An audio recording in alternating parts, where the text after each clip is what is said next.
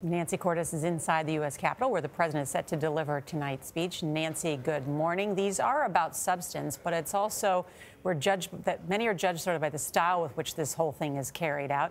And something's going to look different this year. A woman will be seated right behind the president, Nancy Pelosi. Tell us what you're expecting tonight.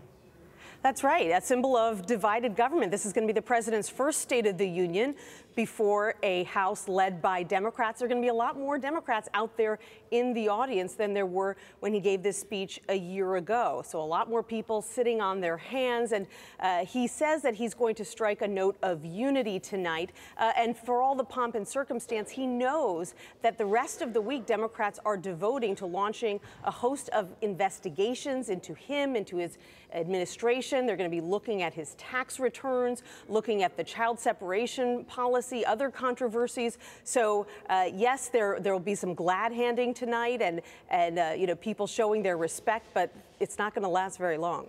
We just did a piece about the invited guests for the White House and the Congress. Are you reading into anything? Are you reading anything into that on either side? Oh, yes, both sides definitely trying to send a message. Just look who's going to be in the First Lady's box tonight, Gayle. She has invited family members of an elderly couple that was killed allegedly by an undocumented immigrant. Clearly, that meant to send a message. She's also invited a 6-year-old boy who has been bullied. We know that bullying is one of her signature issues. And the first prisoner released by the First Step Act, a criminal justice reform bill that was supported by a lot of folks from both parties, so a bipartisan note there. Democrats, on the other hand, many of them inviting government workers who were affected by the government shutdown, either furloughed or went without pay for 5 weeks, air traffic controllers and the like, sending a not so subtle message that they think that the first shutdown was damaging and urging the president not to allow another one to happen in 10 days. And we could see another one happen if a deal is not put together, Nancy, before the 15th. Any signs that that could happen?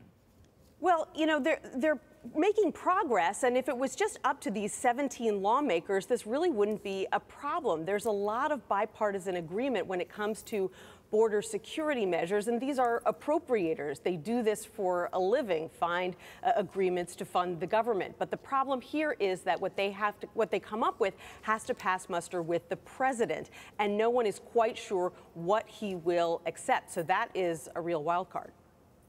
All right, Nancy, thank you very much. Thank you. You're welcome.